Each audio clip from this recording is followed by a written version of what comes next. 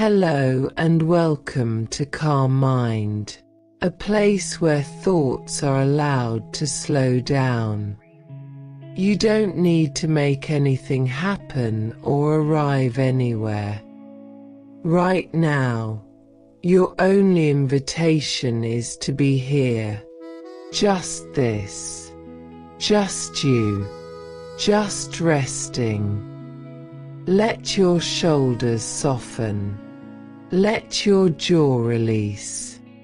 Allow your eyelids to grow heavy in their own time. No rush.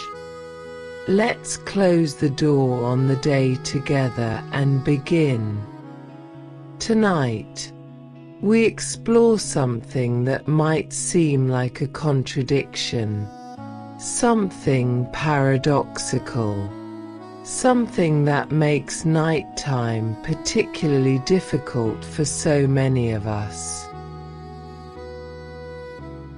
Why silence feels loud at night.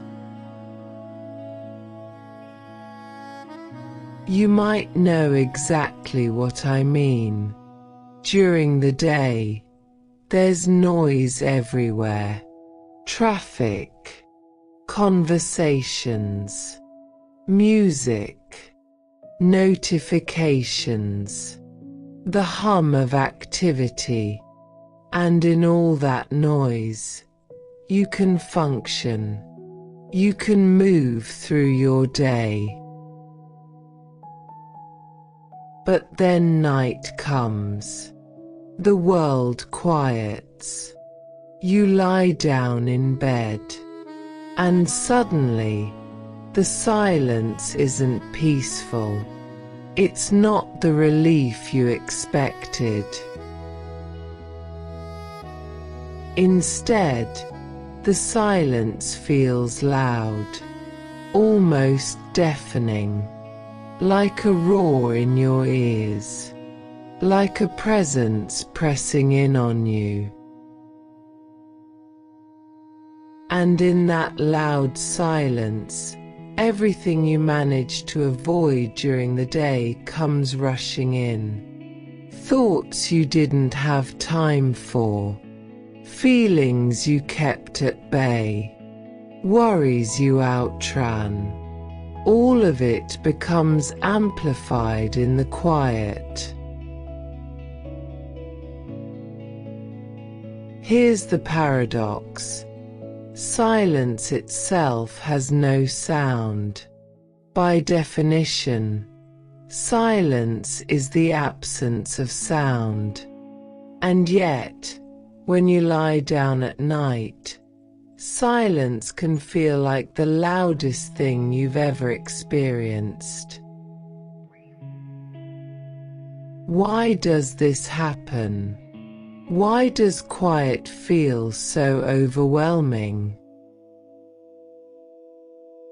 Because silence creates space, and in that space, everything you've been holding, everything you've been too busy to notice, suddenly has room to be heard.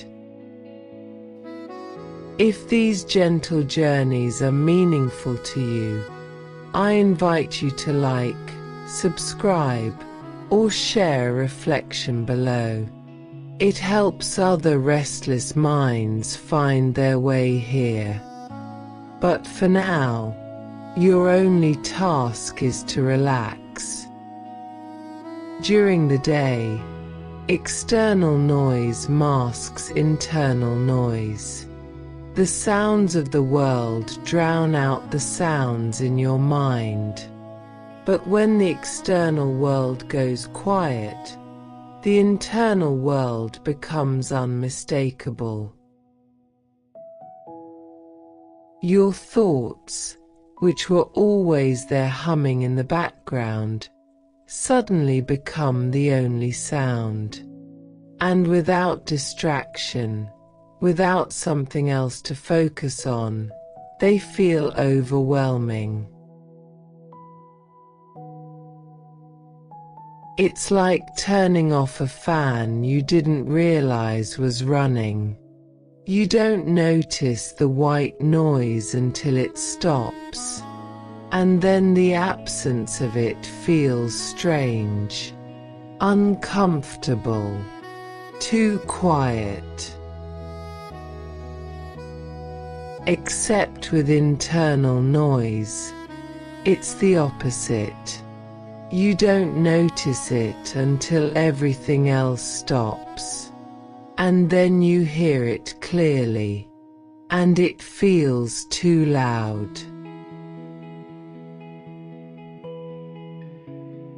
So what exactly are you hearing in the silence? What's making it feel so loud? You might be hearing your own thoughts, the mental chatter that runs constantly but usually gets drowned out by life.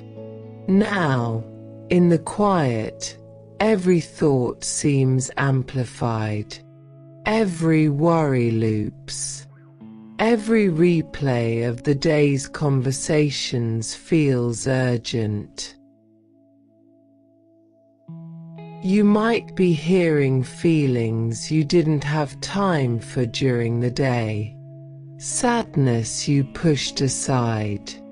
Anxiety you kept moving through. Grief you've been outrunning. In the daytime, you could stay busy enough to not feel them fully. But now, in the stillness, they demand your attention. You might be hearing the absence itself, the quiet where there used to be someone's voice, the empty space where there used to be activity, the silence that reminds you of what's missing, what's changed, what's been lost. Or you might be hearing something even deeper, a kind of existential hum, the sound of being alone with yourself, of being undistracted, of having no buffer between you and the reality of your existence. And that can be terrifying, because we spend so much of our lives avoiding exactly that, avoiding being fully present to ourselves, avoiding the direct experience of our own consciousness, our own feelings, our own thoughts. Nighttime makes this harder for several reasons. First, you're tired. When you're exhausted, you have less capacity to manage difficult thoughts or feelings. Your resilience is depleted. Everything feels harder. Second, nighttime is when you stop moving. Movement is a distraction. Activity keeps your mind occupied. But when you lie down, when you stop moving, when you have nothing to do, your mind has nowhere else to go. Third, darkness amplifies things. There's research showing that our brains process emotional content differently in darkness. Negative thoughts feel more threatening. Worries feel more real. Everything is heightened when the lights are off. And fourth, nighttime is vulnerable. You're preparing to be unconscious, to let go of control, to surrender to sleep. And if your mind doesn't feel safe doing that, if there are unresolved things, unprocessed feelings, unaddressed worries. It will keep you awake. It will fill the silence with noise to prevent you from letting go. So lying in bed becomes this perfect storm. You're exhausted, still, in the dark, trying to be vulnerable, and your mind is playing every thought at full volume. And this is why so many of us reach for something to fill the silence. We put on music. We turn on the TV. We scroll through our phones. We need something, anything, to create noise that will drown out the internal loudness. There's no judgment in this. This impulse makes complete sense. If silence feels unbearable, of course you'd want to escape it. Of course you'd look for something to mask what's happening internally. But here's what happens. When we constantly fill the silence with external noise, we never learn to be with the internal noise. We never develop the capacity to sit with our thoughts, our feelings, our own company. And so the internal noise gets louder, because it's not being heard. It's not being acknowledged. It's being avoided. And what we avoid grows in intensity.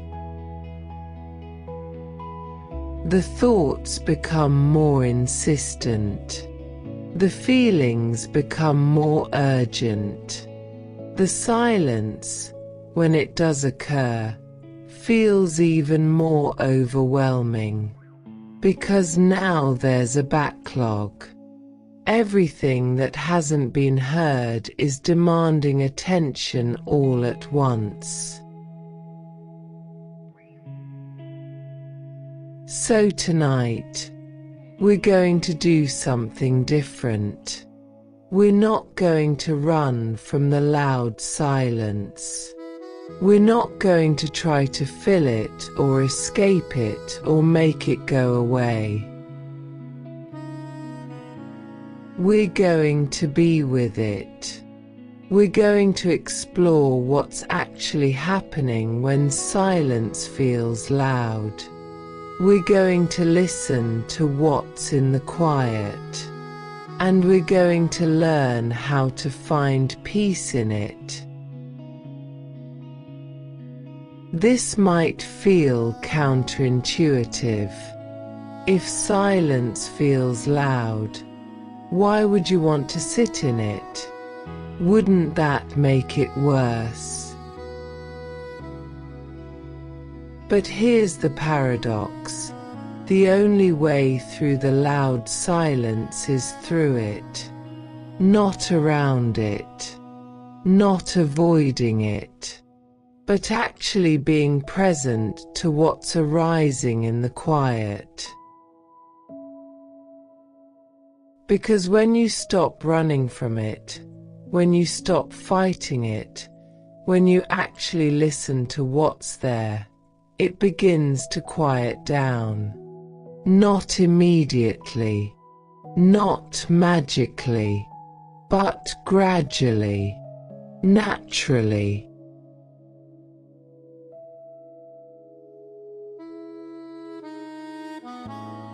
We'll explore why silence feels the way it does, what it's revealing, what it's asking of you, and how you can learn to rest in it rather than resist it.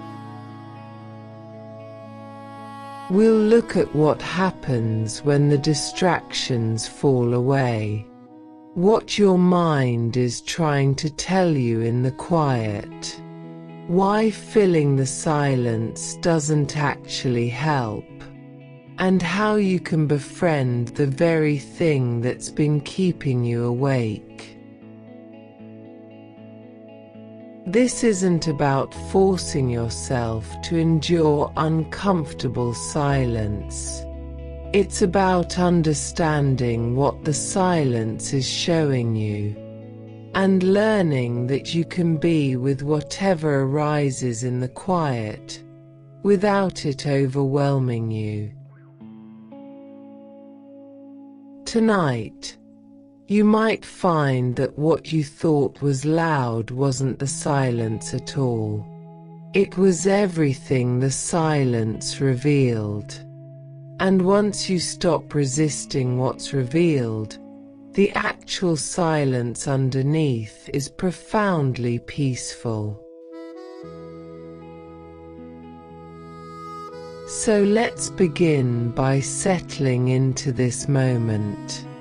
Let's start becoming present to what's actually here. Notice the surface beneath you, the way your body is being held. You don't have to do anything. You're already supported. Notice your breath, not trying to change it, just noticing the natural rhythm, the way breath moves in and out without your conscious effort. And notice the sounds around you.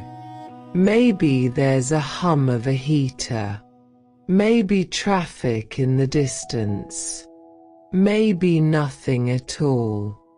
Just notice what's in the auditory space around you. And then notice what's in the internal space. What thoughts are present? What feelings? What's the quality of your mind right now? You don't need to do anything about what you notice. You're just beginning to pay attention, beginning to be present to what's actually here in the quiet. Because that's what tonight is about. Not escaping the silence, not filling it, but learning to be present in it. Learning that you can hear what the quiet has to say, and that you'll be okay. So rest here. Let your body continue to settle. Let your breath continue to move. Let the silence, however loud it might feel, just be here. We'll be with you through all of it. You're not alone in this quiet.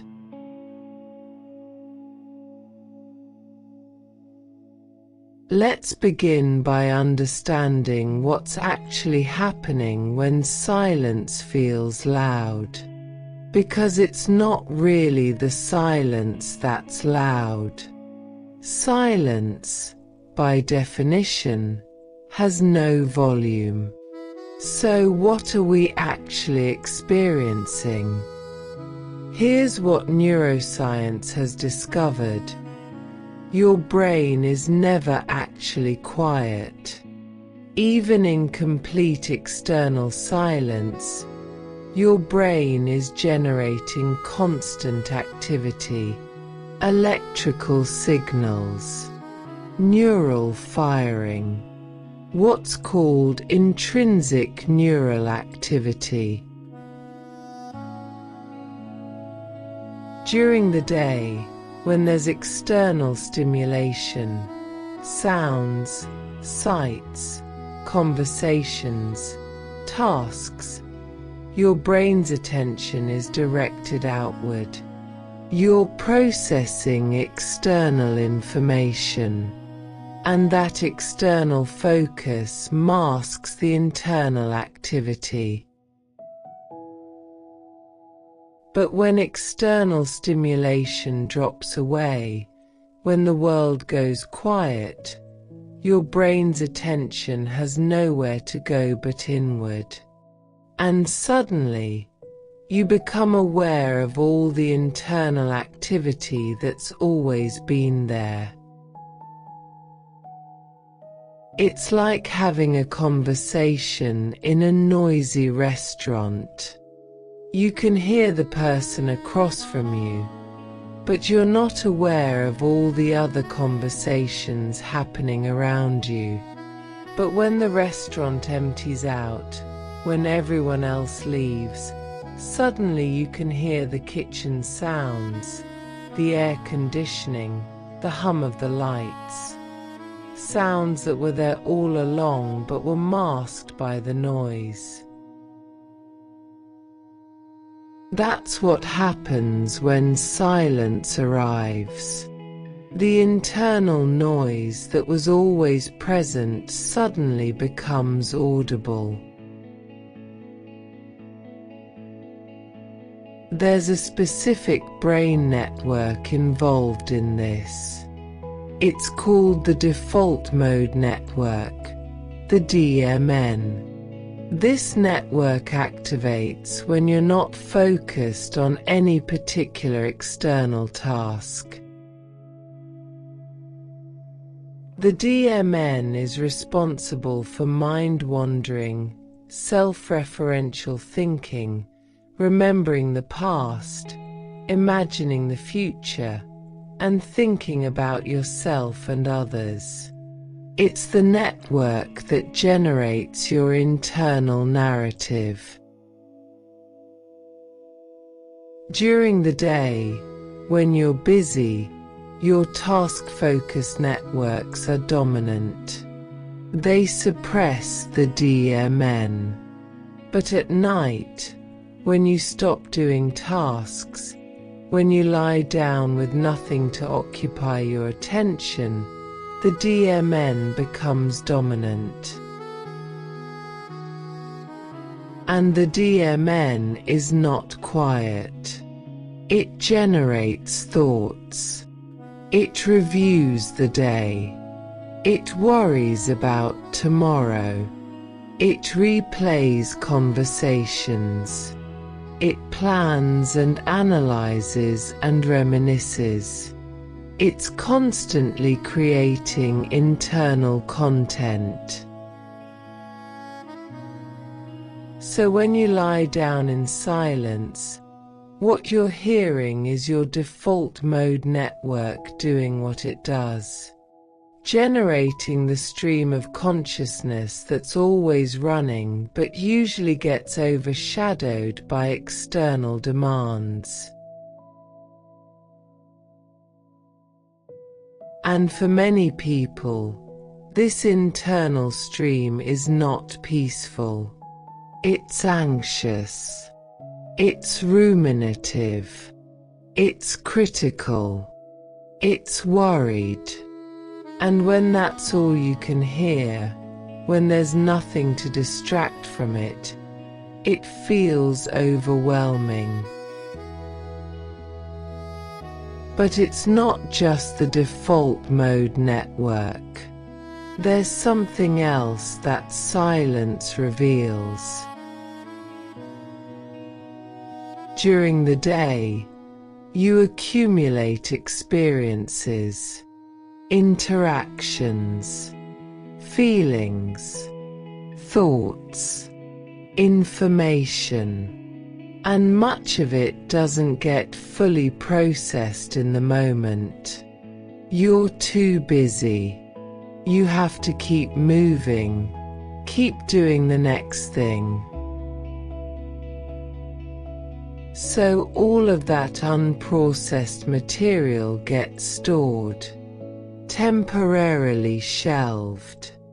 Your psyche holds on to it, waiting for a quiet moment to actually process it, integrate it, make sense of it.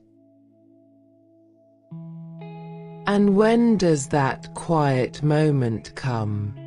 At night. When you finally stop. When there's finally space for processing. So what feels like intrusive thoughts in the silence is actually your psyche trying to do its job. Trying to process what happened today. Trying to make meaning of experiences. Trying to integrate feelings that didn't have space during the day. The ancient Greek philosopher Heraclitus said, "No man ever steps in the same river twice, for it's not the same river and is not the same man." Life is constantly changing you, and your psyche needs time to integrate those changes, to process who you're becoming through all the things you experience. But if you never give it that time, if you fill every quiet moment with distraction, the backlog builds. And when silence finally does arrive, when you can't escape it anymore, all that unprocessed material floods in at once. And it feels like drowning. So let's be specific. What kinds of thoughts tend to get loud in the silence? Often, it's worry about the future. What if this happens? What if I fail? What if I can't handle it? Your mind is trying to prepare you, trying to anticipate problems so you can solve them. It's attempting to create a sense of control over an uncertain future. Often, it's rumination about the past. Why did I say that? What if they think this? I should have done it differently. Your mind is trying to learn, trying to figure out what went wrong so you can avoid making the same mistake again. It's attempting to protect you from future hurt. Often, it's self-criticism. I'm not good enough. I should be better. Why can't I just be normal? Your mind is trying to motivate you in its own misguided way. It thinks that criticizing you will make you improve. It's attempting to make you into someone who won't be rejected or hurt. Often, it's existential questioning. What's the point? Does any of this matter? Am I wasting my life? Your mind is trying to find meaning, trying to make sense of existence. It's attempting to create coherence in a sometimes chaotic and uncertain world. All of these thoughts, as uncomfortable as they are not random. They're not meaningless noise. They're your mind trying to take care of you, trying to protect you, prepare you, improve you, help you. The problem is not that these thoughts exist. The problem is that they're trying to do their job at the wrong time. At night. When you need rest. When thinking doesn't actually help.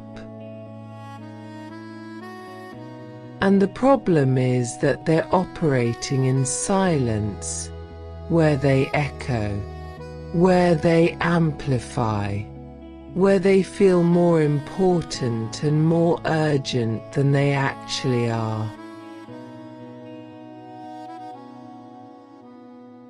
But often, the thoughts aren't the deepest layer. Underneath the thoughts are feelings.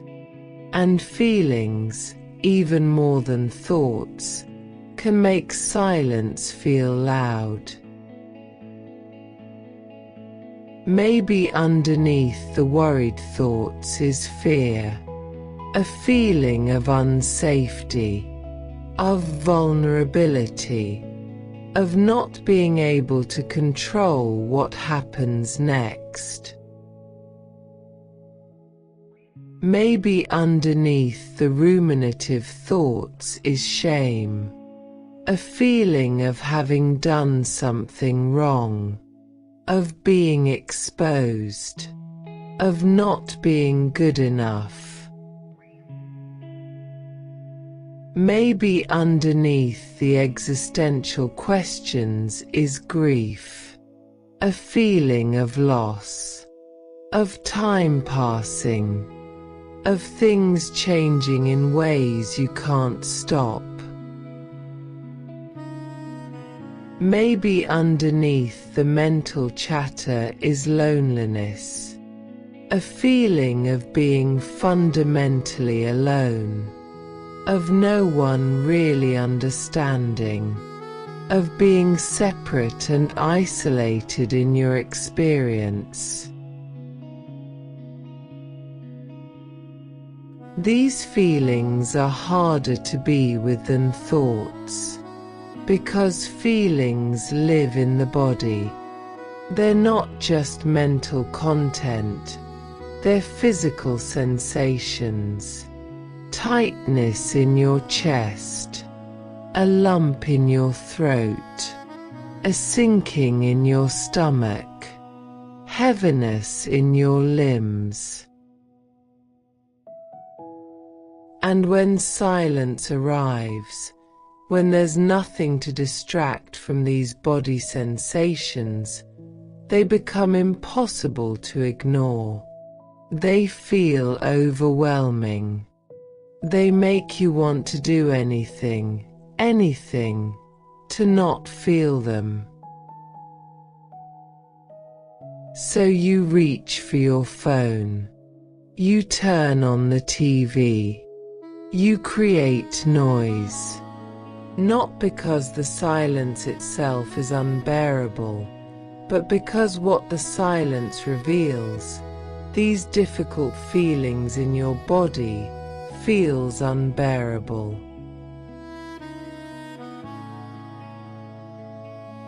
And here's what happens when you constantly avoid what silence reveals. The thoughts get more insistent. The feelings get more intense. The backlog gets bigger. Because avoidance doesn't process anything. It just postpones. And what's postponed accumulates. It's like ignoring your mail. If you don't open the envelopes, if you just let them pile up on the counter, they don't go away. They accumulate. And eventually, the pile becomes so big that it feels overwhelming to even start sorting through it. That's what happens with unprocessed thoughts and feelings. They pile up, and the longer you avoid them, the more intimidating they become, until silence itself starts to feel threatening, because you know what's waiting for you in the quiet. There's also a neurological cost. Your brain needs time in a non-stimulated state to consolidate memories, process emotions, and restore cognitive resources. If you constantly fill silence with stimulation, your brain doesn't get that restorative downtime. And there's a deeper cost. When you avoid silence, when you fill every quiet moment, you're essentially saying to yourself, I can't handle being alone with me. My own company is unbearable. I need constant distraction to be okay. And that creates a painful relationship with yourself. A relationship where you're always running from your own presence, always needing external validation, external stimulation, external noise to feel okay. The poet Rainer Maria Rilke wrote, "If your daily life seems poor, do not blame it. Blame yourself. Tell yourself that you are not poet enough to call forth its riches." Sometimes the poverty isn't in life itself, but in our inability to be present to it, to sit with it, to listen to what it has to say. But here's what happens when you stop avoiding. When you actually listen to what silence reveals. When you let the thoughts be there, let the feelings be there, without trying to make them go away. First, they start to process. When you give them attention, when you actually hear them, they begin to move through you rather than getting stuck. It's like opening those envelopes of mail. Once you actually look at them, once you deal with them, they stop being a looming pile. Second, they lose some of their intensity. When you stop resisting them, when you stop being afraid of them, they become less overwhelming. It's like turning on the light in a room you thought was full of monsters. Once you actually look, you realize it's not as scary as you imagined. Third, you start to trust yourself. You realize, I can be with these thoughts. I can feel these feelings. They're uncomfortable, but they're not unbearable. I'm capable of sitting with my own experience. And fourth, the silence itself begins to change. It's no longer this threatening thing you have to escape. It becomes a space where you can actually be with yourself, where you can hear what you need to hear, where processing happens, where integration occurs. The silence stops feeling loud because you're no longer resisting what it reveals. You're listening. And in the listening, the volume naturally decreases. So right now, in this moment, let's practice beginning to listen. Notice what's present in your mind. What thoughts are there? Not trying to change them. Not trying to make them go away. Just noticing, oh, There's a thought about tomorrow. There's a thought about what someone said. There's a thought about whether I'll be able to sleep.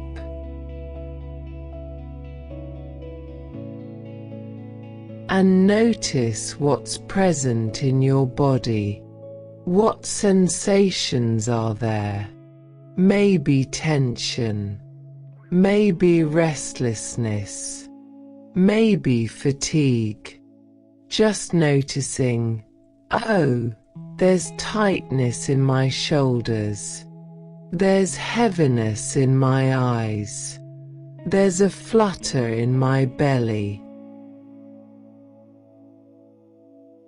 You're not trying to fix any of this. You're not trying to relax or calm down or clear your mind. You're just listening. Just being present to what's actually here in the silence. This is the practice. This is how the loud silence begins to quiet. Not by filling it, not by escaping it, but by actually listening to what it has to say.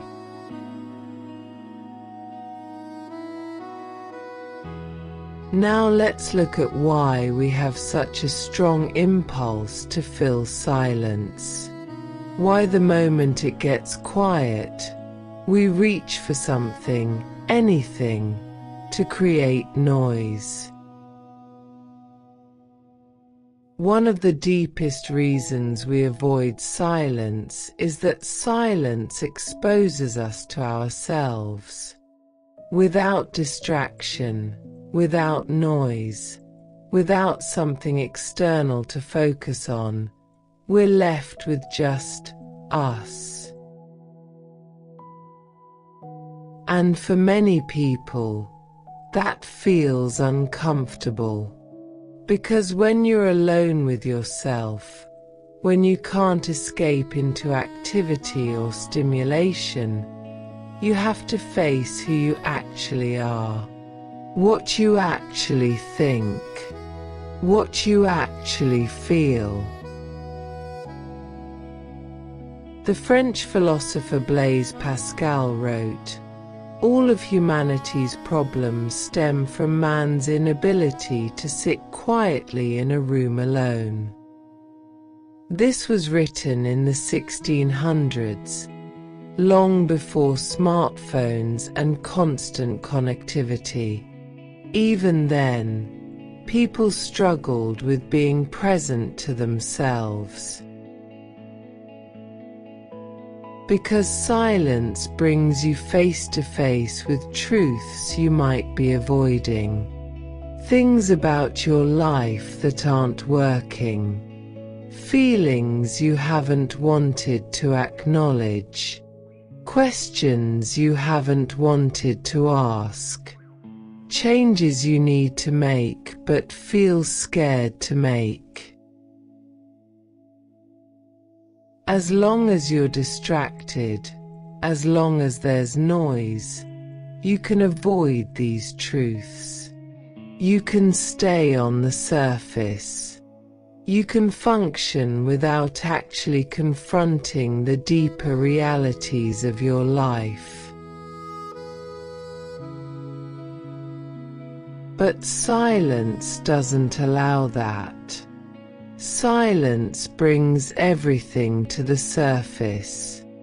And if you're not ready to face what's there, if you don't feel equipped to handle it, of course you'd want to fill the silence.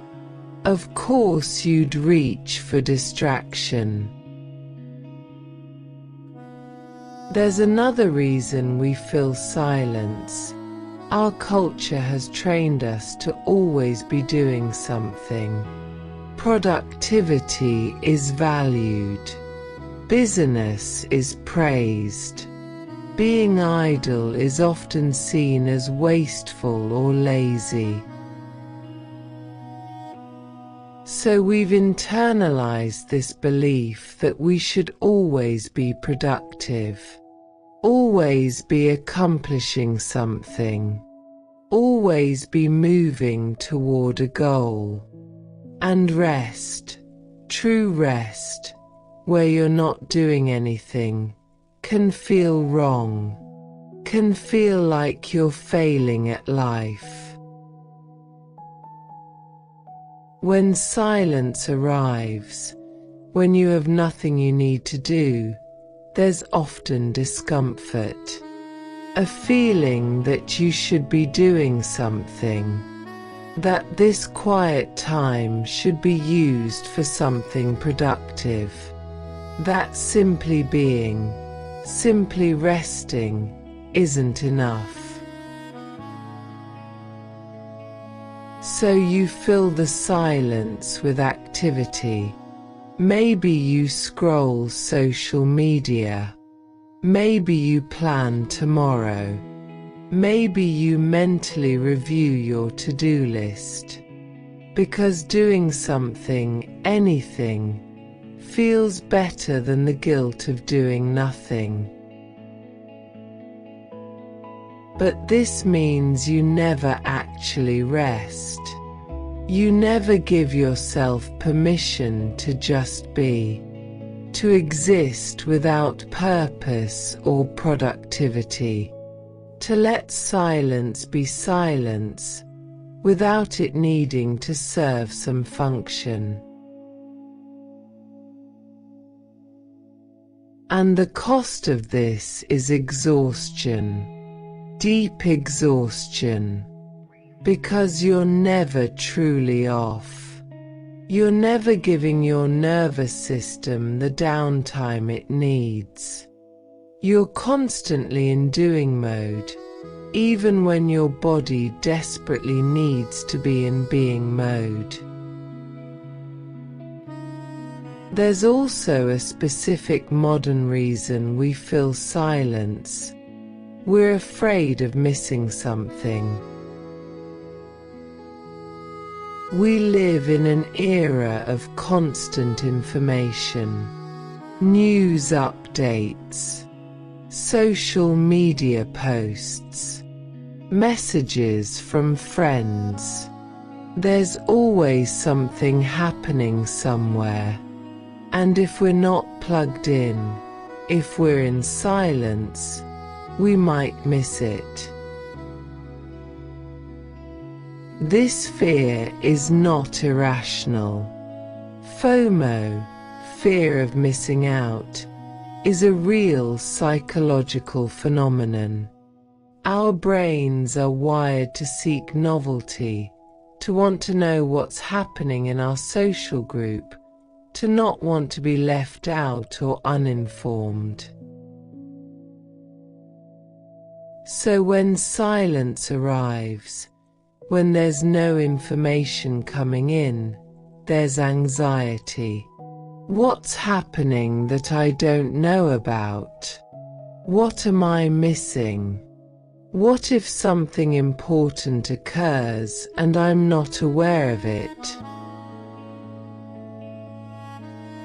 And this anxiety drives us to fill the silence, to check our phones, to see what's happening online, to make sure we're not missing anything important. But here's the truth, you're almost never missing anything truly important. Most of what feels urgent in the moment is not actually urgent. Most of what seems important to know right now can wait until morning. Very few things actually require your immediate attention at night. And by filling every moment of silence with information seeking, you're missing something that actually is important. The restoration that comes from being unplugged. The peace that comes from not knowing for a while. The rest that your nervous system desperately needs. But perhaps the deepest reason we feel silence is this: noise acts as a buffer against difficult emotions. When you're scrolling, watching, listening, reading, when there's external stimulation, your attention is directed outward, and that outward focus prevents you from feeling what's happening internally. Sadness, loneliness, anxiety, grief, fear, these emotions are uncomfortable.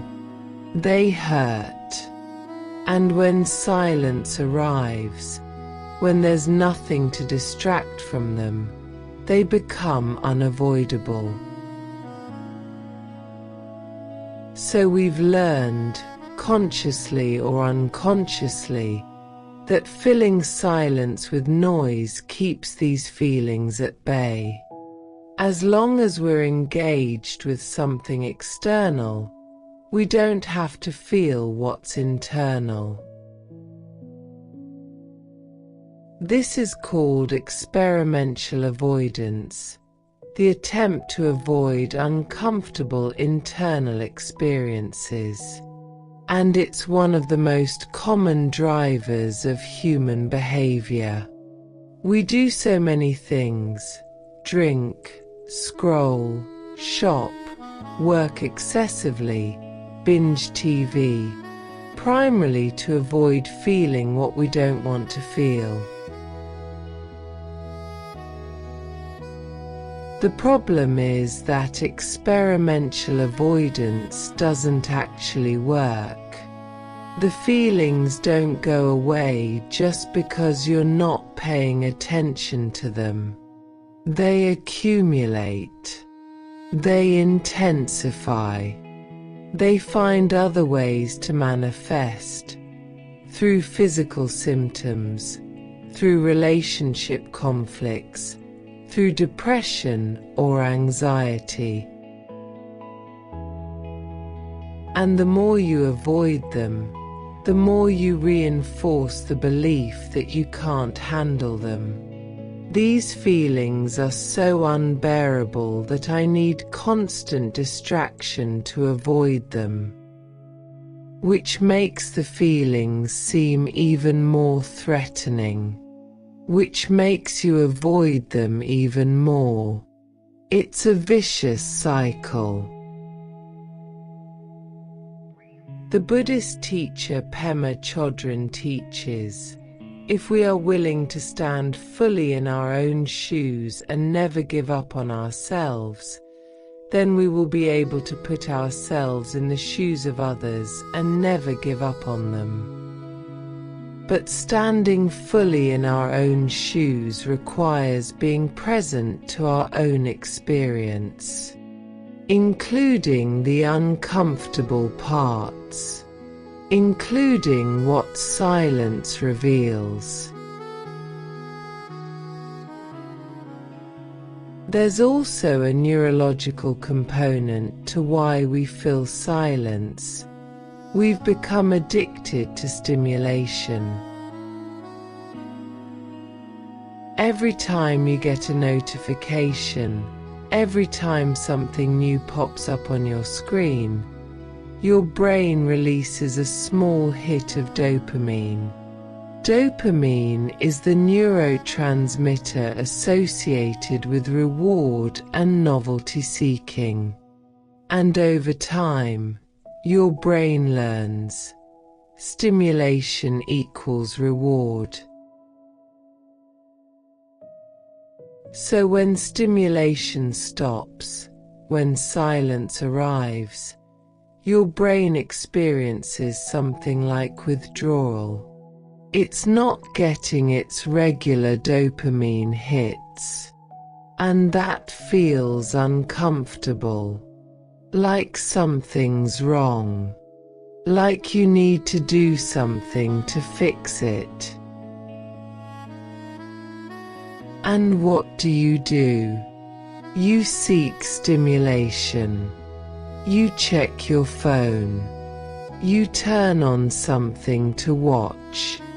You create the conditions for another dopamine hit.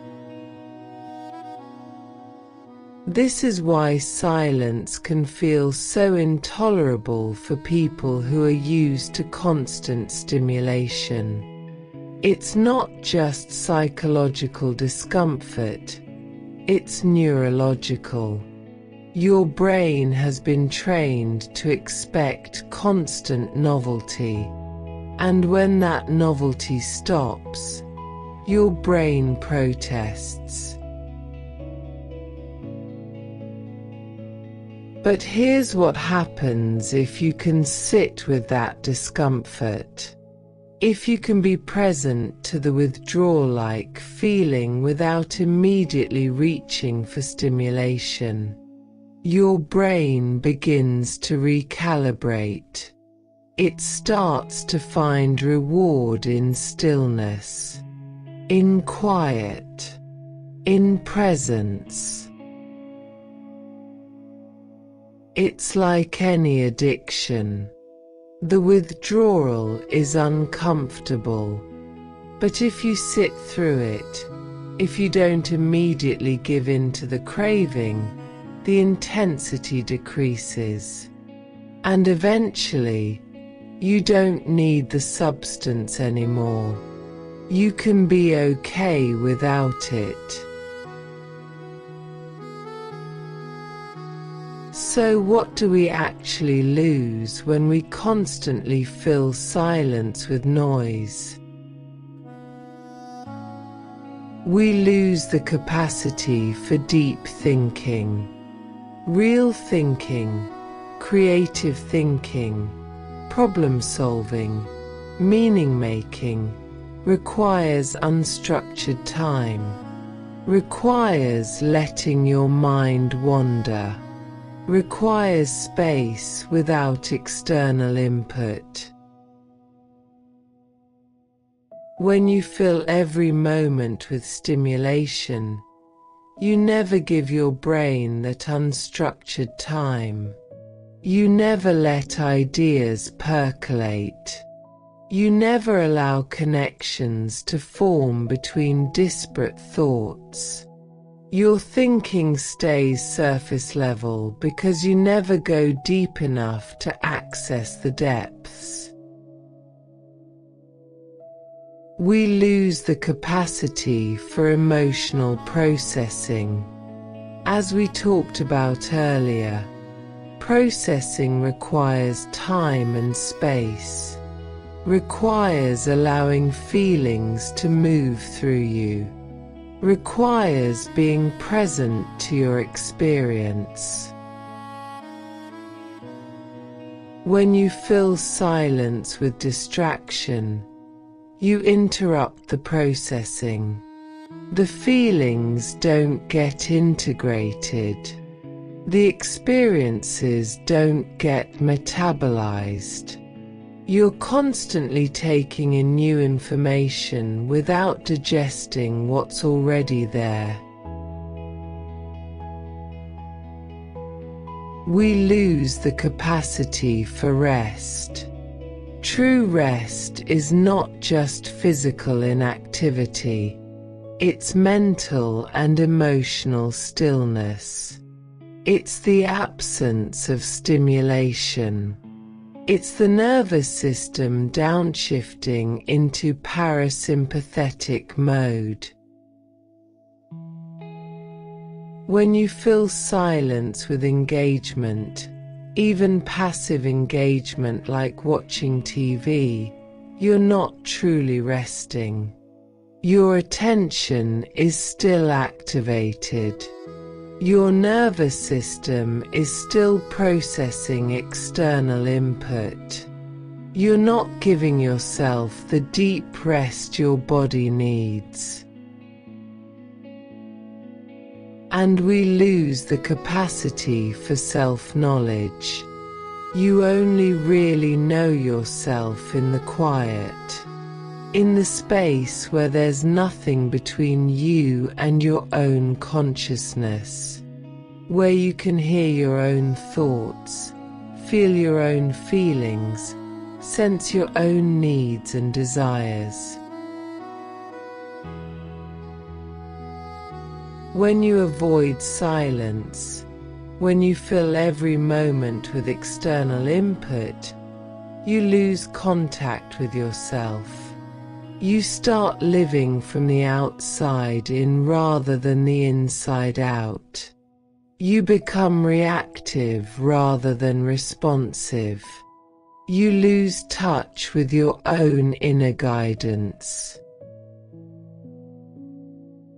So what would it mean to not fill the silence? To let it be there, to sit with the discomfort of quiet. It doesn't mean you can never listen to music or watch TV or scroll your phone. It means being intentional, choosing these things consciously rather than reflexively, using them when they genuinely serve you, not just when you're uncomfortable. It means practicing being with yourself, being in silence, even when it feels uncomfortable, even when your brain is protesting, even when there's an urge to reach for distraction. Right now, you're practicing this. You're lying here, in relative quiet, not filling the space with distraction. And yes, you have this meditation as a gentle companion. But even with these words, there are long pauses, long moments of silence, where you're left with just yourself. And you're doing it. You're being with it. You're showing yourself that you can tolerate silence, that you can be present to what arises in the quiet, that you don't need constant stimulation to be okay. This is how you change the pattern. Not by forcing yourself to endure silence you're not ready for, but by gently, gradually building your capacity to be present to quiet, building your tolerance for not doing, building your comfort with your own company. And as that capacity builds, silence stops feeling like something to escape. It starts feeling like something valuable, something necessary, something you actually need rather than something you dread.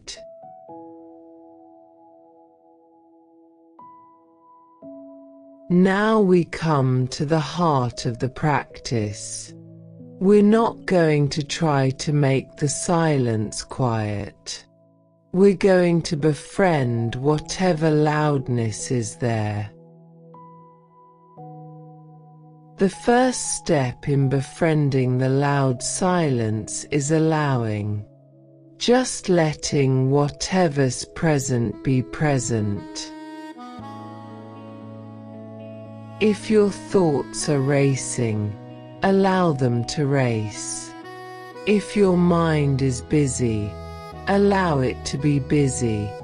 If feelings are intense, allow them to be intense.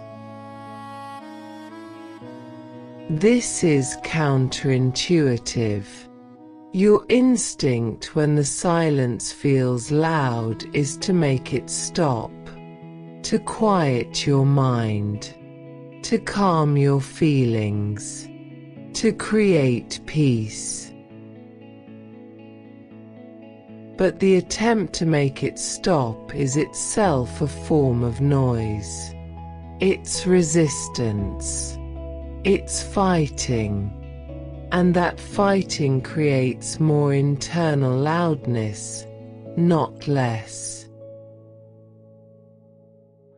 So the practice is to stop fighting, to let the loudness be loud, to allow the internal experience to be exactly as it is without trying to change it. This doesn't mean you like it. This doesn't mean you want it to stay this way. It just means you're not actively resisting it in this moment. It's like if you're in a room with a crying baby. You can fight the noise, cover your ears, get frustrated, try to make it stop.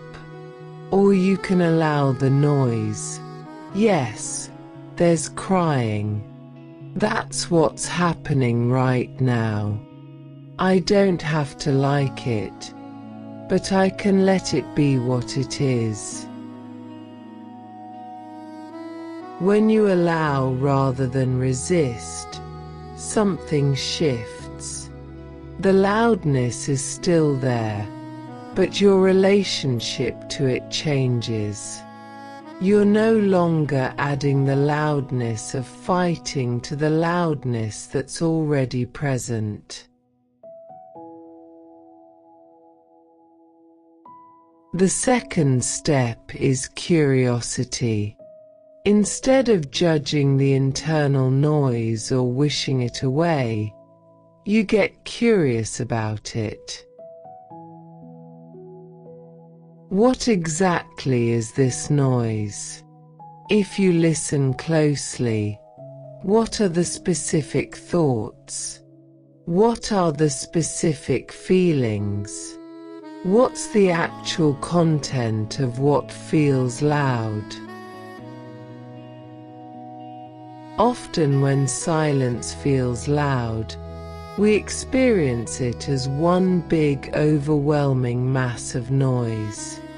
But if you actually listen, if you investigate, you find it's made up of specific, individual elements.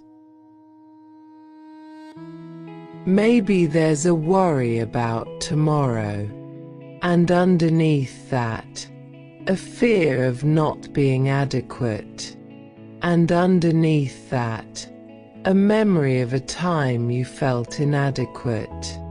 These are distinct thoughts and feelings, not one amorphous loudness. When you get curious, when you investigate the specific components, the overwhelming mass starts to differentiate. It becomes, oh, there's this specific worry, and this specific fear, and this specific memory. And somehow, that's less overwhelming than the undifferentiated sense of loud chaos. This is what mindfulness practice teaches, that when you bring precise attention to your experience, when you see clearly what's actually there, things become more workable. Not necessarily pleasant, but workable. So right now, get curious. What's present in your mind? Don't judge it. Don't try to change it. Just investigate with genuine curiosity, like you're a scientist studying an interesting phenomenon. The third step is listening. Really listening to what the internal noise is trying to communicate. Because remember, This noise is not random. It's not meaningless. Even when it feels chaotic or overwhelming, there's usually something your psyche is trying to tell you. Maybe the worried thoughts are saying, "Something feels uncertain and I need to prepare for it." Maybe the ruminative thoughts are saying, "Something happened today that didn't feel resolved and I need to make sense of it." Maybe the critical thoughts are saying, "I'm scared of being rejected, so I'm trying to make you better." When you listen, when you actually hear what the noise is trying to say, you can respond to it. Not by trying to solve everything, not by taking every thought at face value, but by acknowledging, "I hear you. I see what you're worried about. I understand what you're trying to do." Often, just being heard is enough. The noise doesn't need you to fix everything. It just needs acknowledgement. It needs to know you're paying attention, that you're not just trying to shut it up or avoid it. It's like a child who's upset. Sometimes they don't need you to solve the problem. They just need you to listen, to validate, to say, "I see that you're upset. I'm here with you." And that alone helps them calm down. Your internal noise is similar. When you actually listen to it, when you acknowledge what it's trying to communicate, it often naturally settles. Not immediately, not magically, but gradually, it quiets because it's been heard. The fourth step is giving the noise space. Instead of trying to contain it or compress it or make it smaller, you let it expand. You give it room. This is paradoxical. It seems like giving the noise more space would make it worse. But actually, the opposite is true. When you try to contain or suppress internal noise, it pushes back. It gets more insistent. It feels more urgent. Like trying to hold a beach ball underwater.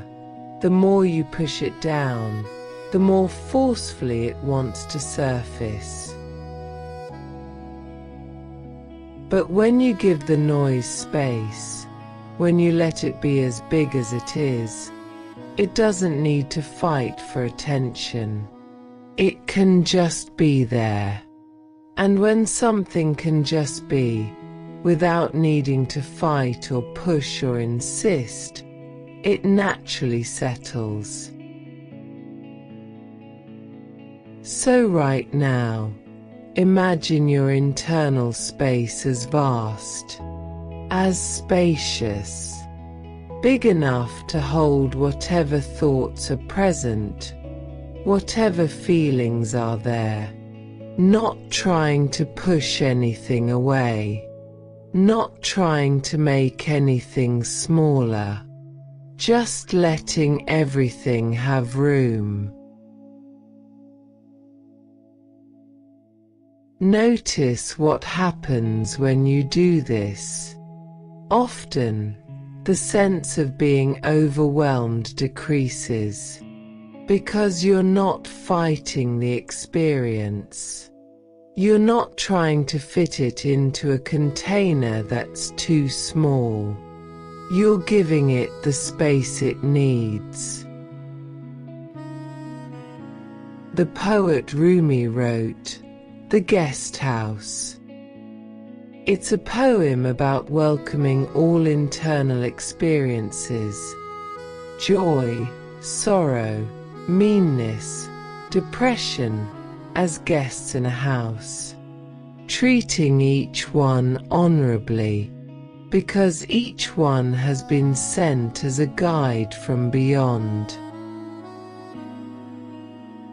That's what you're practicing right now, treating your internal experience, even the loud, uncomfortable parts, as a guest, not an intruder, not an enemy, a guest, something that has a right to be here, something that might have something to teach you. The fifth step is softening. This doesn't mean making the noise soft. It means softening your body around the noise that's present. Often when the silence feels loud, when internal experience is intense, your body tightens, your shoulders tense, your jaw clenches, your belly hardens. You're physically bracing against the internal experience. And that physical bracing adds another layer of discomfort. Now you're not just dealing with loud thoughts or intense feelings, you're also dealing with physical tension.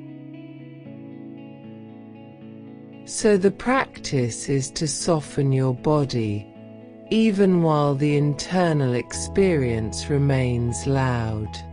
To let your shoulders drop, to unclench your jaw, to soften your belly, to release the physical bracing.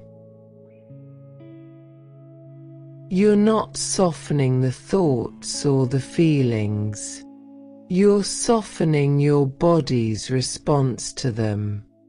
And when your body softens, the internal experience becomes somehow more bearable, more workable.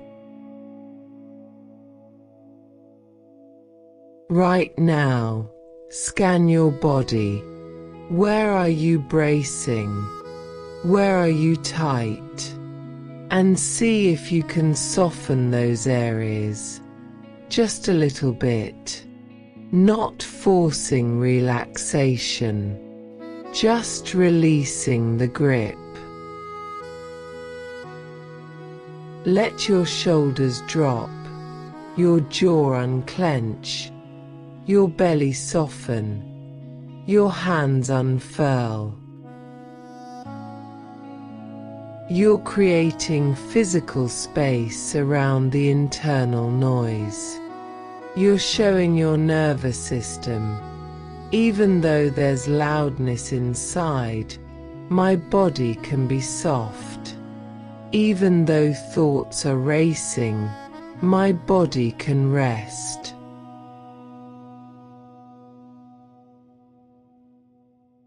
And here's something important.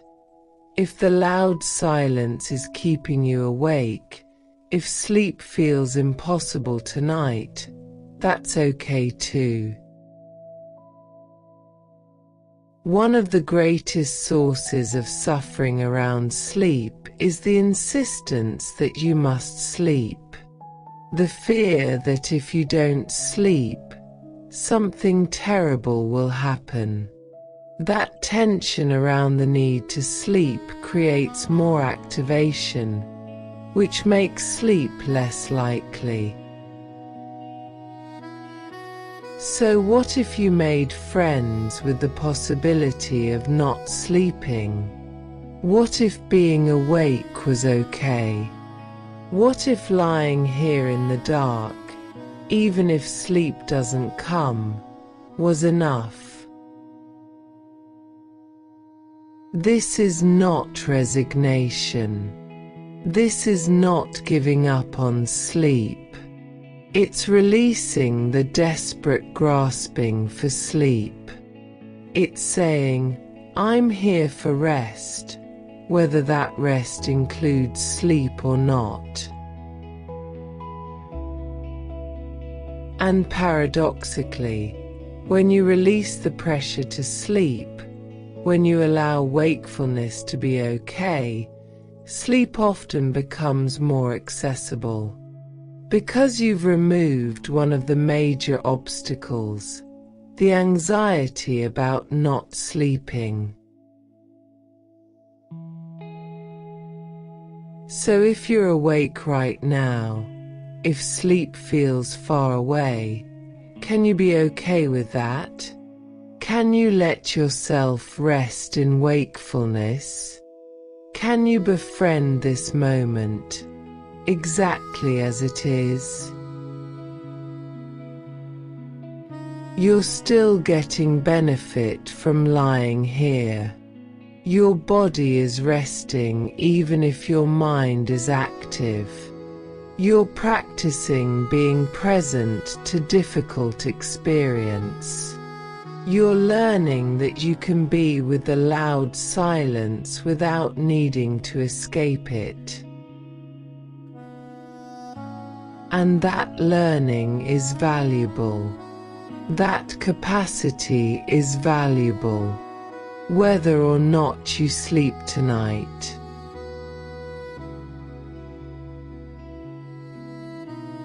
Now we're going to shift our attention from the loudness to something else. Something that's always present but easy to miss. The space between sounds. Even when silence feels loud, even when there's constant internal noise, there are gaps. Brief moments of quiet between thoughts. Brief pauses between feelings. Spaces where nothing is happening. These gaps are usually so brief that you don't notice them. You're so focused on the noise, on the thoughts, the feelings, the mental chatter, that you miss the moments of actual silence that exist between them. But these gaps are significant because they're moments of true rest. Moments where your mind isn't generating content. Moments of pure presence without anything to be present to. In meditation traditions, these gaps are sometimes called the space of awareness itself. The background against which all experience arises. And learning to notice these gaps, learning to rest in them, is a profound practice. Let's start with thoughts. Your thoughts might feel continuous, like a constant stream. But if you pay very close attention, you'll notice they're actually discrete events with space between them. One thought arises, then ends, and there's a gap before the next thought arises.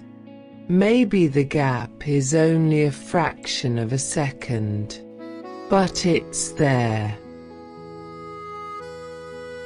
Right now, see if you can notice the space between your thoughts.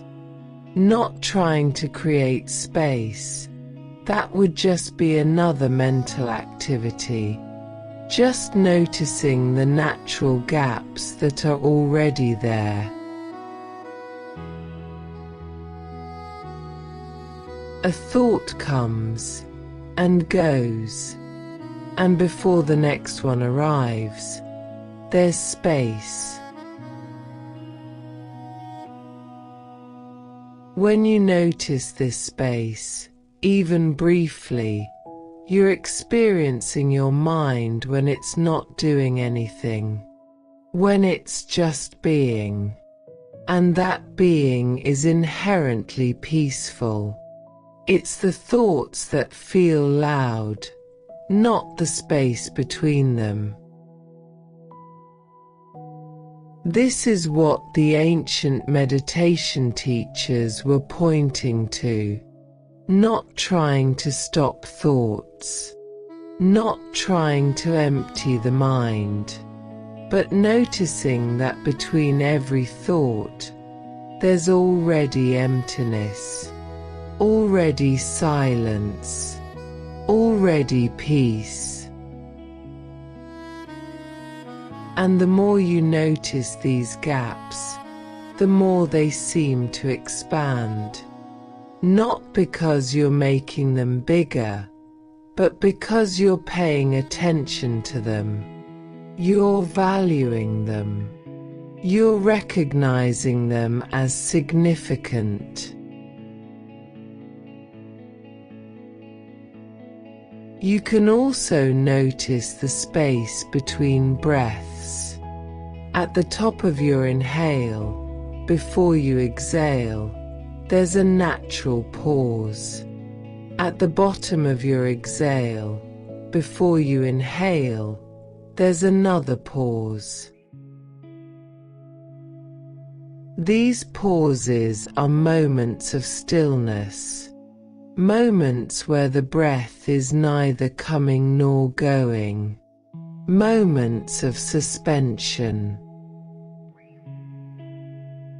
Right now, notice your breath, and specifically, notice the pauses, the space at the top of the inhale, and the space at the bottom of the exhale. Breathe in, pause, breathe out, pause, breathe in, pause, breathe out, pause.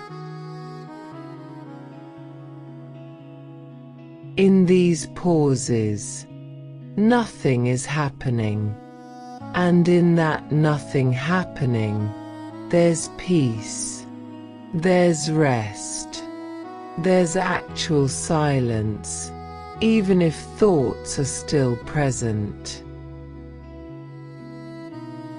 This is how you find silence within the loudness, not by making everything quiet, but by finding the moments of quiet that already exist, the spaces, the gaps, the pauses. There's another kind of space that's profoundly important, the space between stimulus and response, between something arising and you reacting to it. When a thought appears, you usually react to it immediately. You believe it, or you argue with it, or you get caught up in it. When a feeling arises, you immediately try to change it or avoid it or get consumed by it. But there's a moment, a brief moment, between the arising and the reaction, a space where you can simply notice, oh, a thought, oh, a feeling, before you do anything about it. The psychiatrist Viktor Frankl who survived Nazi concentration camps, wrote, "Between stimulus and response there is a space. In that space is our power to choose our response. In our response lies our growth and our freedom." This space is where your freedom lives. This is where you're not just automatically reacting, where you have choice, where you can decide, do I want to engage with this thought? Do I need to do something about this feeling? Or can I just let it be? Right now, practice noticing this space. When a thought arises, see if you can catch the moment before you engage with it. Just that brief instant of, "Oh, there's a thought," before you dive into it. When a sensation arises, maybe tension, maybe restlessness, see if you can notice it before you react to it, before you try to fix it or change it. Just that moment of, "Oh, there's tension," before you do anything about it. This practice is subtle. It requires attention, but it's profoundly powerful, because in these spaces, you're not caught in the noise. You're aware of the noise, but you're not consumed by it. You're resting in the space around it. Here's a way of understanding what we're exploring. Silence is not the absence of noise. Silence is the ground on which noise appears. Think of a blank canvas. You can paint on it. You can cover it with colors and shapes. But the canvas itself, the blankness, doesn't go away just because you've painted on it. It's still there, underneath, holding all the paint. Silence is like that. It's the background, the space, the awareness in which thoughts, feelings, and sensations appear. And it's always there, even when there's a lot of mental noise. When you shift your attention from the noise to the space that holds the noise, you're resting in silence even while noise is present. You're connecting with the ground rather than just the activity on the ground. This is what meditation traditions call resting in awareness or abiding in presence. You're not trying to change your experience. You're changing where your attention lives. You're moving from being caught in the content to resting in the space that holds all content. Right now, see if you can sense this. Not think about it. Sense it. The sense of space, of openness, of awareness itself. The sense that there's something here that's noticing everything, but isn't any of the things it's noticing. Your thoughts come and go in this space. Your feelings arise and pass in this space. Sensations appear and disappear in this space. But the space itself remains constant, unchanging, silent. And when you rest your attention in this space, in this silence that's always present, the loudness matters less. It's still there, but it's not overwhelming, because you're not identified with it. You're resting in what holds it. This shift of attention, from the noise to the space, is a skill. It takes practice. You won't get it perfectly right now, but you can begin to explore it. Start with sounds. Notice any actual sounds in your environment. Maybe the hum of heating, maybe distant traffic, maybe your own breath. Now, instead of focusing on the sounds themselves, focus on the silence in which the sounds are appearing, the background of quiet against which sounds arise. Notice how sounds come and go, but the silence remains. The silence is always there, whether sounds are present or not. Now do the same with thoughts.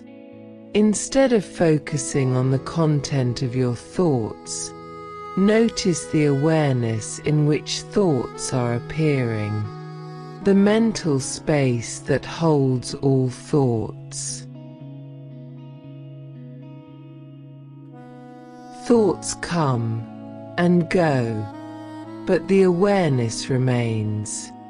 The space remains. The silence underneath remains. Now do the same with sensations. Instead of focusing on specific sensations, tension, comfort, warmth, whatever, notice the body awareness in which all sensations appear. Sensations come and go, but the awareness of sensation remains. The space in which they're felt remains. This is the practice. Over and over, returning your attention to the space, the background, the ground. Not trying to make the noise go away, but resting in what holds the noise.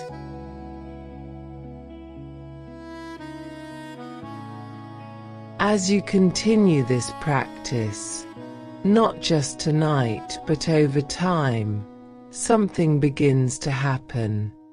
The spaces between thoughts seem to grow. The silence becomes more palpable. The ground becomes more obvious. Not because you're doing anything to make this happen, but because you're noticing what was always there. You're paying attention to what you've been overlooking. And as the silence becomes more familiar, as you learn to rest in it, the loud thoughts and feelings don't go away necessarily, but they don't bother you as much. They're like waves on the surface of the ocean. There's activity, movement, noise, But underneath, in the depths, there's profound stillness. You start to realize, I am not my thoughts. I am not my feelings.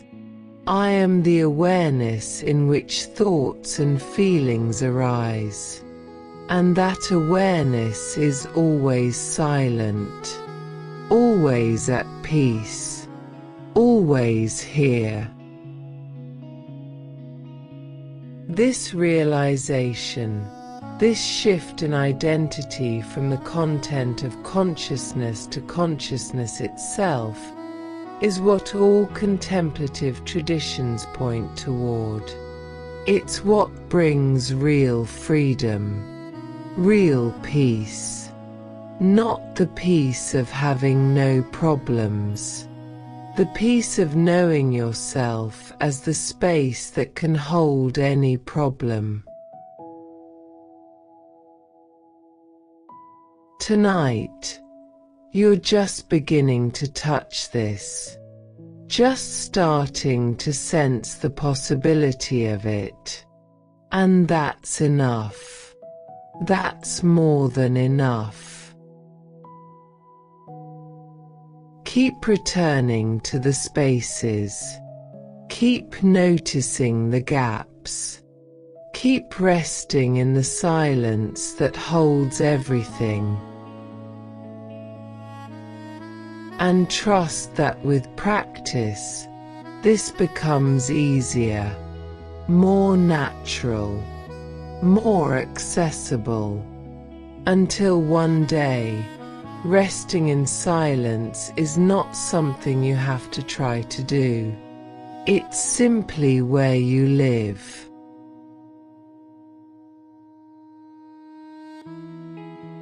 We're in the final stretch now. And we're going to reframe everything we've explored. We're going to discover that silence, even when it feels loud, can become your sanctuary. Silence has probably felt like an enemy, something uncomfortable, something to avoid. Something that brings up everything you don't want to face. But what if silence could become a refuge, a place you go to find peace, a sanctuary from the noise of the external world? This shift, from silence as enemy to silence as sanctuary, doesn't happen through force. It happens through the practices we've been exploring, through allowing, through listening, through befriending, through finding the spaces. As you stop resisting silence, as you learn to be with what it reveals, it gradually transforms. The loudness quiets, the internal noise settles, and what remains is the actual silence underneath, which is profound, peaceful, nourishing.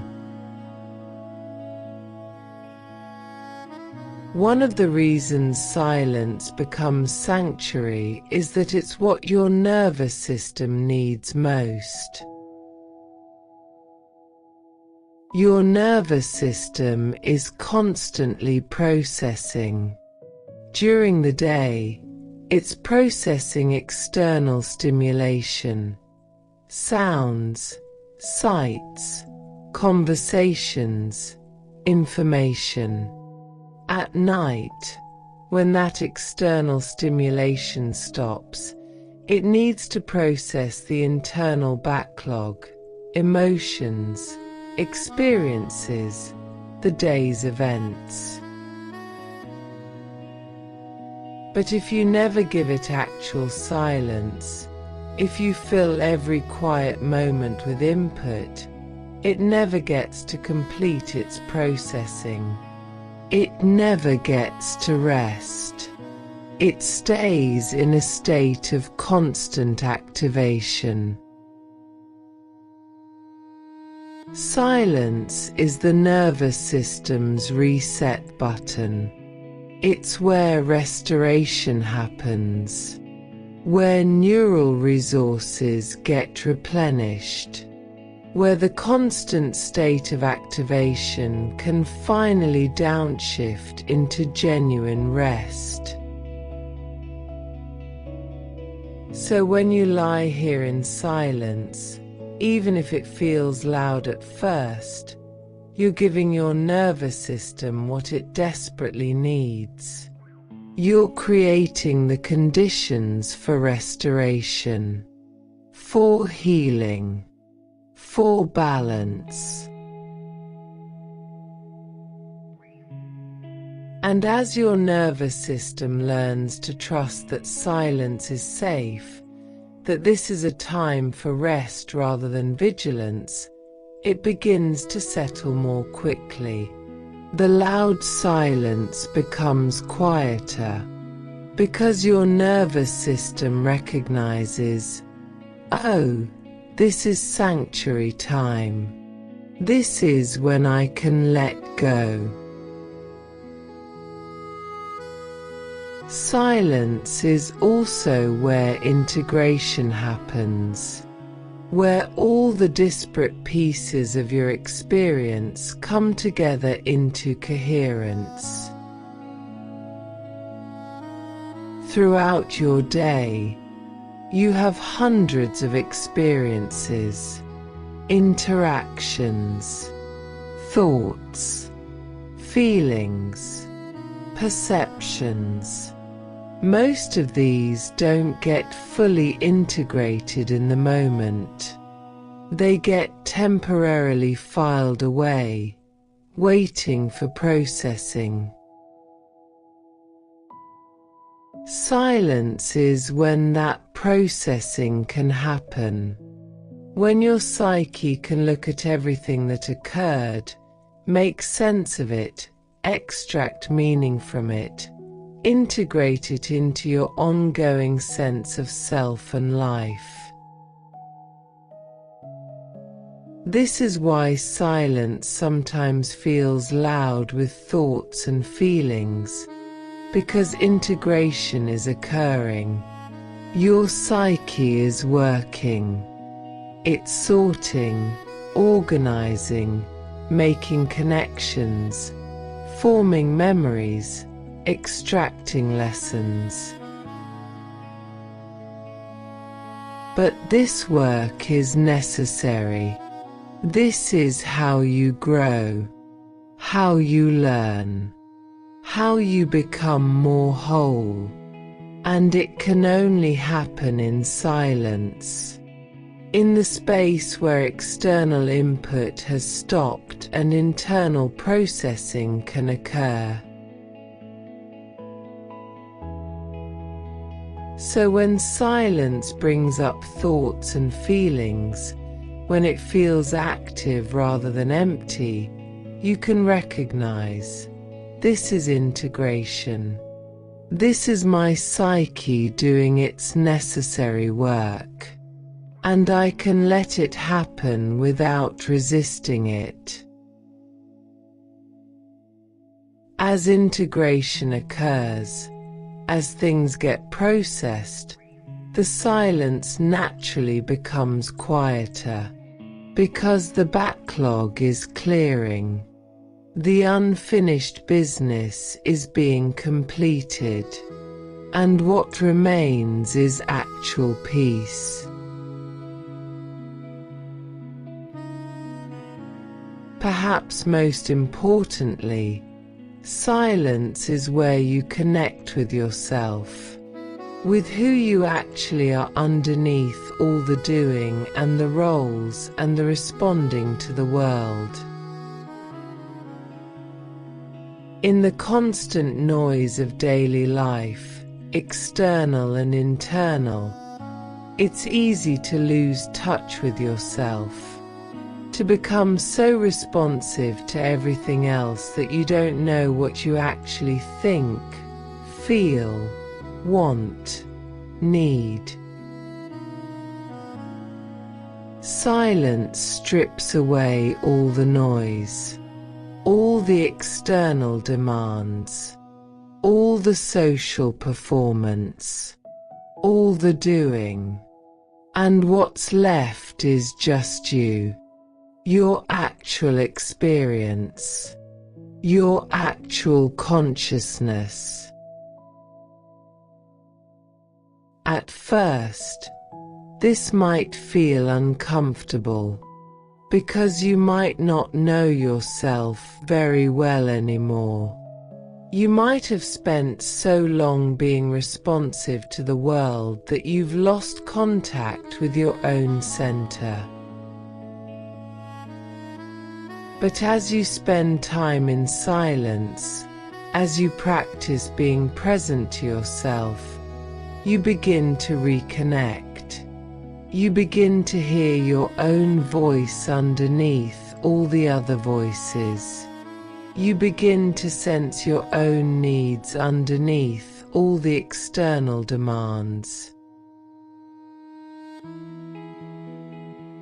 And this is incredibly valuable, because when you know yourself, when you're connected to your own center, you can navigate life with more clarity, more authenticity, more alignment with what actually matters to you.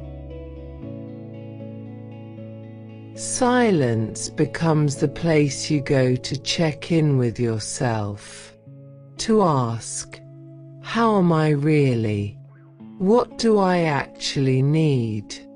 What matters to me? And to hear the answers.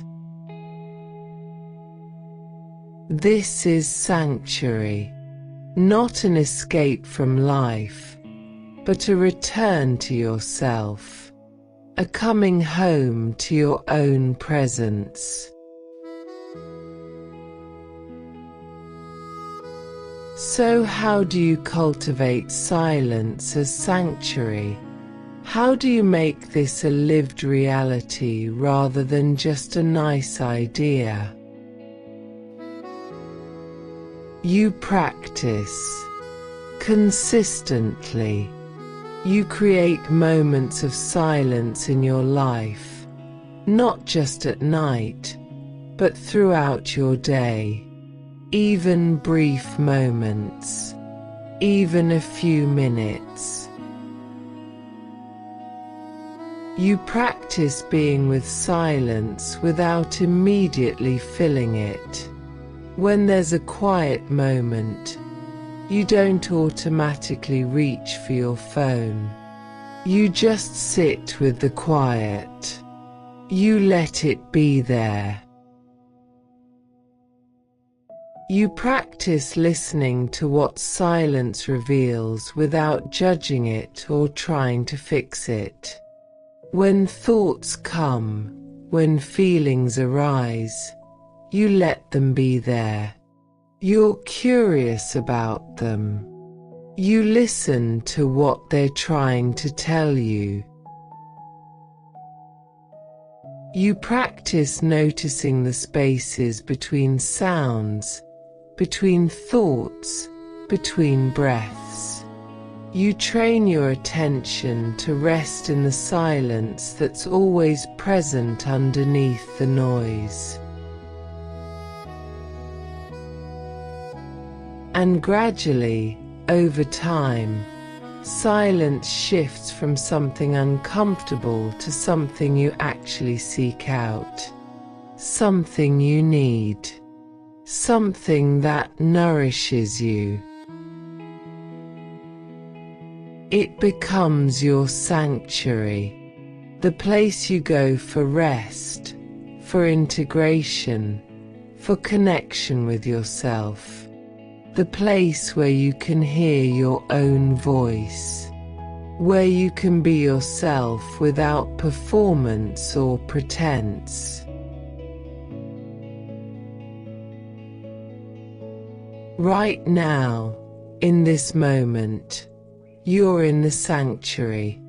You're lying here in relative silence, and you're practicing all of this. You're allowing whatever's present to be present.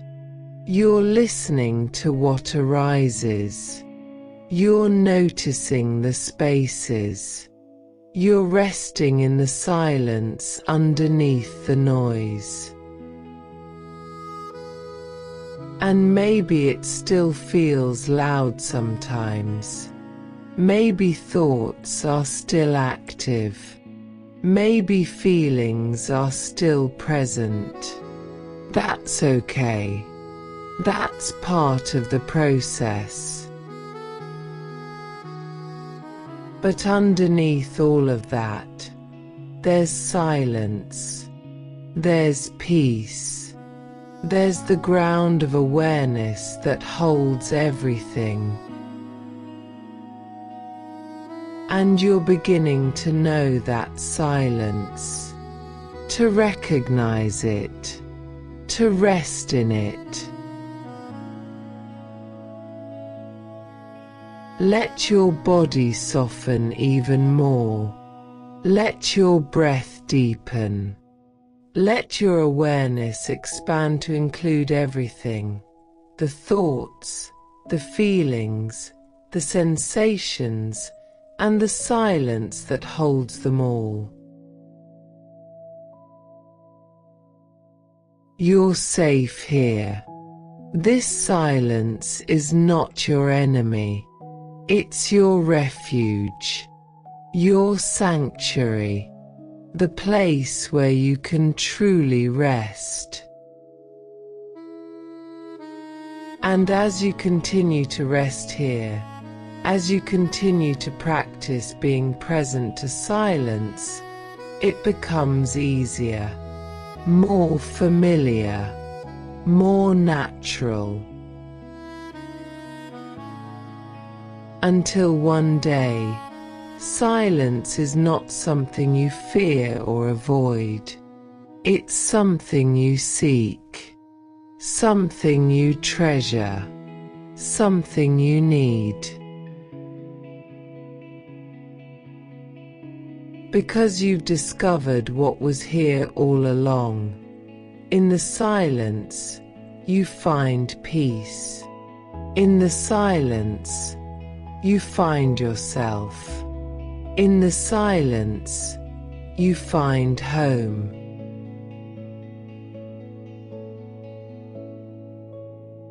And so we arrive at the end of this journey.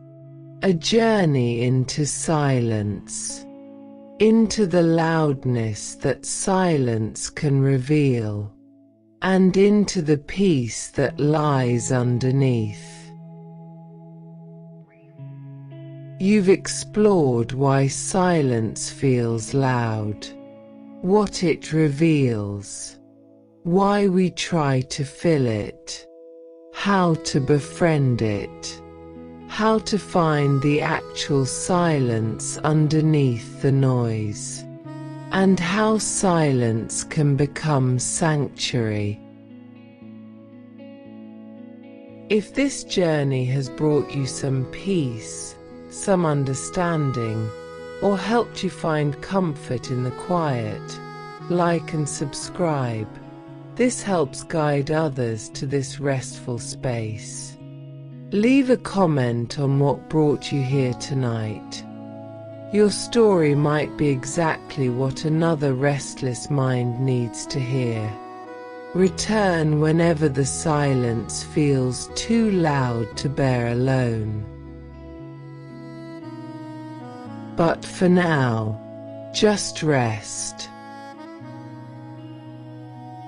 Tonight might not be the night when silence becomes completely comfortable. That's okay. This is practice. This is the beginning of a new relationship with quiet. And each time you practice, Each time you choose to be present to silence rather than filling it, you're building capacity. You're training your nervous system. You're learning that you can be with whatever the quiet reveals. So rest now in whatever silence is here, even if thoughts are still present, even if your mind is still somewhat active, even if peace feels partial rather than complete. You're here. You showed up. You've been with yourself in the quiet for these hours. And that matters. That changes something in you. Take a moment to recognize what you've actually done tonight. You didn't run from the silence. You didn't fill it with distraction. You stayed present. You listened to what the silence revealed. You made space for thoughts and feelings you might usually avoid. You practiced being with difficult internal experience. You found moments of actual quiet underneath the noise. You touched the silence that's always present. You began to know yourself as the awareness that holds everything. This is profound work. This is the work of coming home to yourself, of learning to be present to your own experience, of discovering that you're capable of being with whatever arises. And this capacity, this ability to be with silence, to be with yourself, to be with difficulty without needing to escape, this serves you not just in sleep, but in all of life. Underneath all the loudness, underneath all the thoughts and feelings and sensations, there's a stillness in you that's never disturbed. It's not something you have to create. It's not something you have to achieve. It's always been there. You're just learning to recognize it. That stillness is who you are, not the thoughts. Those come and go. Not the feelings. Those arise and pass. But the awareness that knows all of it. The consciousness that's present for all experience. And that consciousness is inherently peaceful, inherently silent, inherently at rest. You can't lose it. You can't break it. You can only temporarily forget it, overlook it, lose contact with it in the noise of life. But it's always here, always accessible, always waiting for you to return to it. Tonight, you've returned to it. You've touched it. You've rested in it, even if only briefly. And now you know the way home. Now you know where to go when the world feels too loud. When the silence feels too loud. You can return here. to this inner stillness, to this sanctuary. So let everything dissolve now. Let the effort dissolve. Let the practice dissolve. Let even these words dissolve. Just rest in what remains when everything else falls away.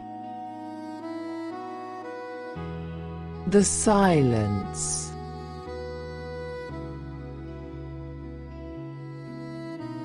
The space.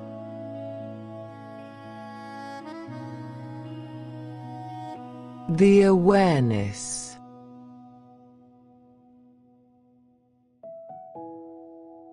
You don't have to do anything.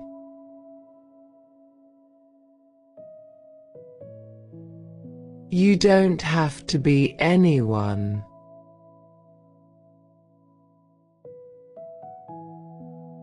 You can just rest here, in the quiet, in the sanctuary of silence.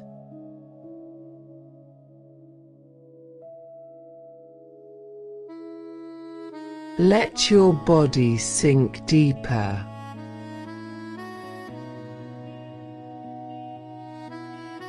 Let your breath soften further.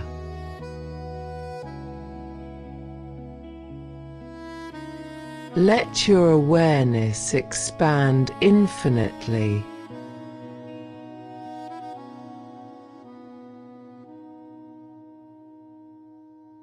Nothing needs to happen next.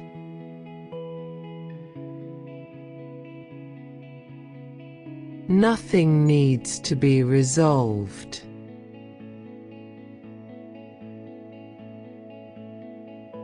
You can simply be here, now, in the silence.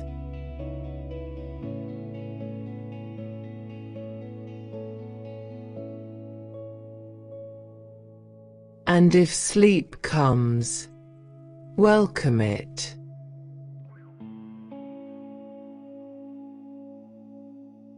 If sleep doesn't come, that's okay too.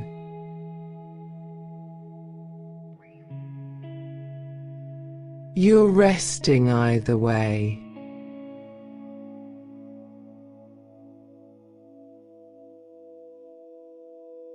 Resting in the silence that holds everything.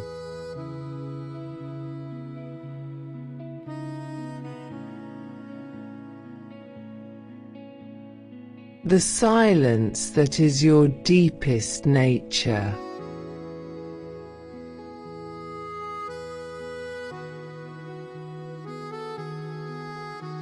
I'll see you soon.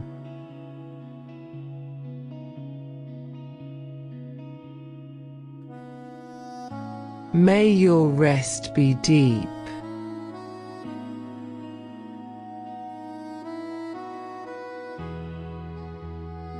And your dreams be gentle.